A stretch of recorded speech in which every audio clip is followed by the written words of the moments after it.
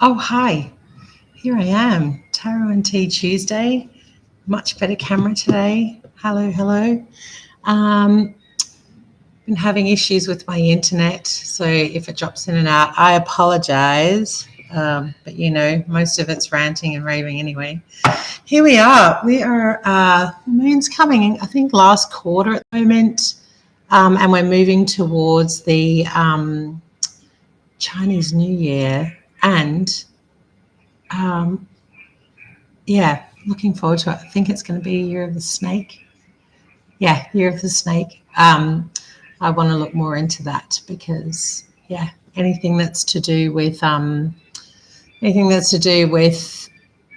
different systems of wisdom, old wisdom coming together and informing how I can move forward or process what I'm going through is great and fantastic. So anyway, I'll be digging more into that for sure. Yeah, I think it's like the new moon, or it's that period of end of the moon cycle and the beginning of the next one. I think that's how the Chinese New Year works. But yeah, so anyway, that's coming up, which is very exciting. And we've just had the sun moving into Aquarius, which is awesome. Capricorn's good, but it also is just that period of time that, I don't know, you probably know from listening to this, or if you know me, that kind of like, I don't really like summer and the extra heat. I bear it with a smile because we need all kinds of types of weather for all different reasons. But yeah, I do struggle in the heat, and it's also with my hospitality job. It's one of the busiest times.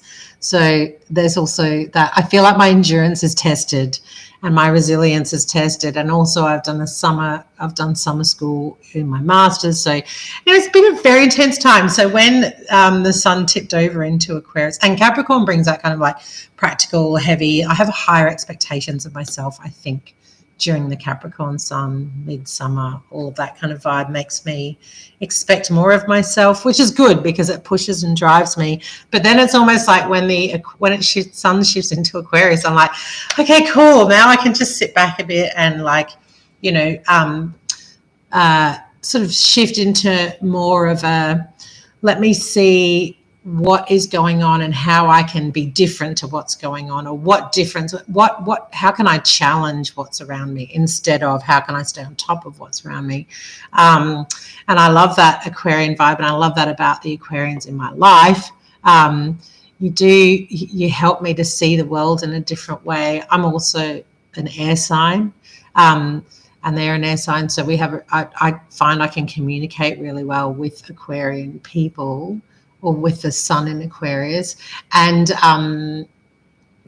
just really unpack challenging ideas when it comes to how we might view the world and how other people might view the world. Anyway, Aquarius is an exciting time for me, and that's where the sun has just moved into. So yeah, I'm feeling a bit of a weight off my shoulders. I still have a sore tailbone. I'm pretty sure I talked about that last week. So it's interesting because I'm feeling a little bit lighter here, and I've got this kind of like attention being pulled to my tailbone. So yeah, I feel like there's this sort of stretching going on. Anyway, reminds me of the middle pillar prayers, or chants that I used to do a very long time ago in circle. Getting back to center and focusing. And it's interesting because the moon is now currently in Libra, which is, it's that idea of the middle pillar, the scales. So there's that middle pillar with the sort of scales going like this on the other side. So yeah, a lot of synchronicities with what the sun and moon are doing and the weather is doing and what I'm doing inside. And it's that thing I love to contemplate, is what's out there informing what's in here, or is what's in here informing how I perceive out there. And then I just kind of go, well, actually, it's both of those things. And it just means I'm pretty much in tune with what's going on.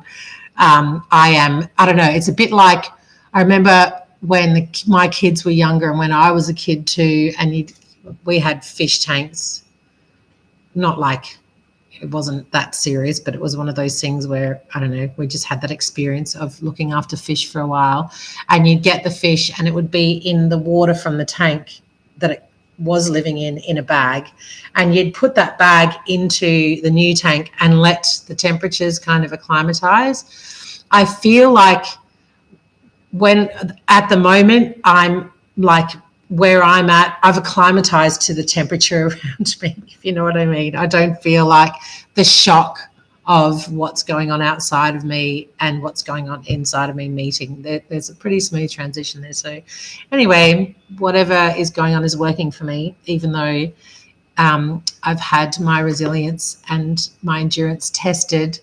Maybe that's actually what it is. I'm rambling before I've even gotten onto taro and tea. So the tea we're having today is, I'm having rose petal tea. I don't know if you can see that color. I'll try to put my hand behind it. It's so pretty. These are rose petals. And the reason I thought of having rose petal tea is, A, I haven't had it for a really long time. And two, Beck, my sister Beck, messaged me from Brisbane just randomly out of the blue asking for Persian love cake recipe, which I don't have. I just Googled it and sent it to her. Love you, Babu. But she clearly thinks of me when she thinks of that cake, because the one time I got married, that was the cake that I wanted to have. And from memory, it was like a love spell cake. I think the myth around it was that it was baked by, I think women made it to woo a man, not the other way around. Anyway, rose is a big part of it. It's pistachio rose. And I was thinking, oh, maybe I want to woo myself. So, and just that feeling of like, you know, rose to me or signifies, the smell is just almost otherworldly sort of sweetness. And, you know, there's so much symbolism embedded in rose that kind of, yeah, I don't even have to go into it. But one thing I also know, medicinally, roses are anti-inflammatory. It's also a mild laxative. And I think they're doing a lot more research into rose as a mood stabilizer. So for use in terms of depression, anxiety, like mental health stuff, and maybe even diabetes or something like that. Anyway, there's a lot more research going into it, but it's one of those things, it's been around forever, and it smells amazing. Really smooth, delicious, fragrant tea with this really interesting color. Anyway, it's delicious. And the cards we're using today, okay, I'm now playing with an oracle deck. It's not tarot, but these are, oh, that's the back. Look, that's the back there. These are the oracle of the shapeshifters.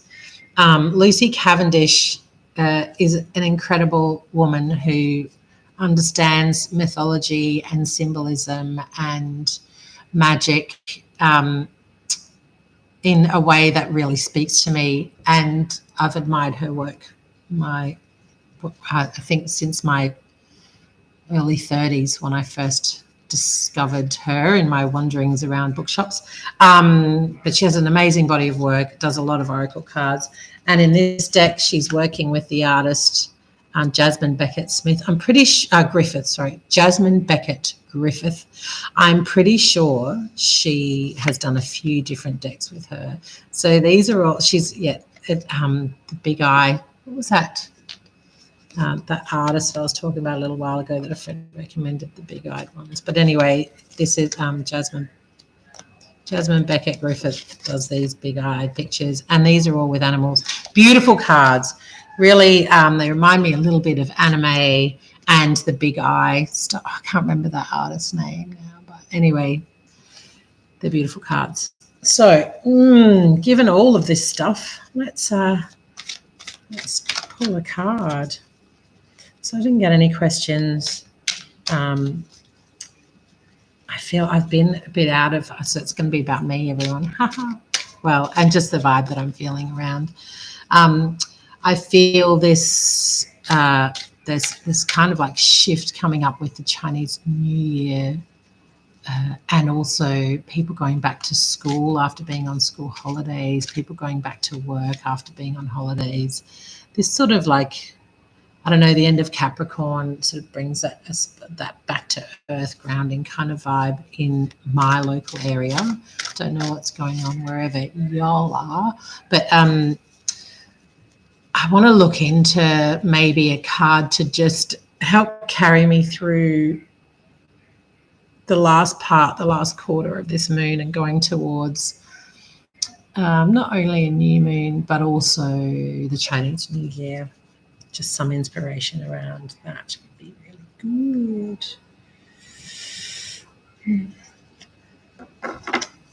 Oh, nice.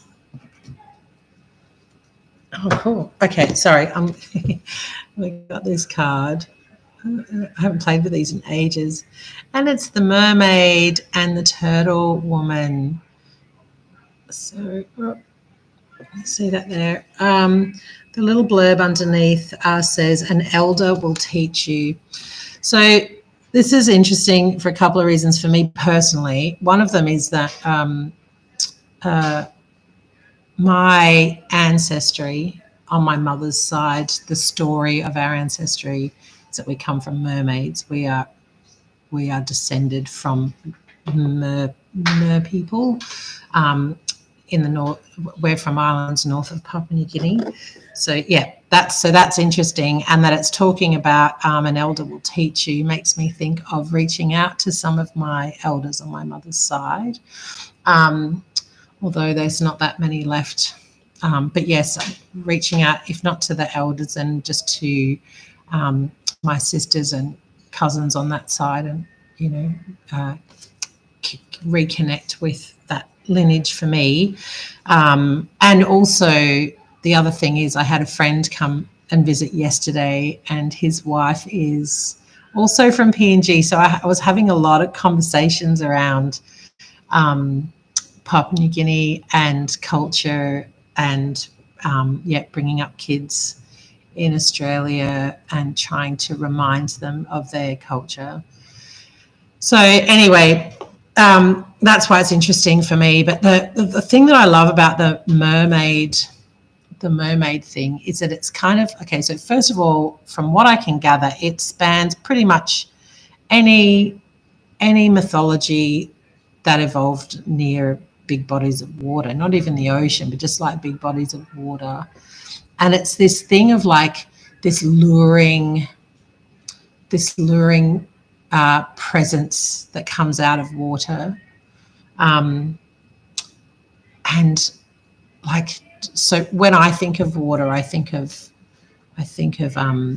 emotions. And one thing I used to love to do when I was a teenager, just to help with emotional regulation, was I'd just go and stand and look at bodies of water. Sometimes I'd be lost for hours just staring at water. I wouldn't do it intentionally to emotionally regulate, but I would often be drawn to water when I was dysregulated emotionally, and I would walk away from water feeling more regulated.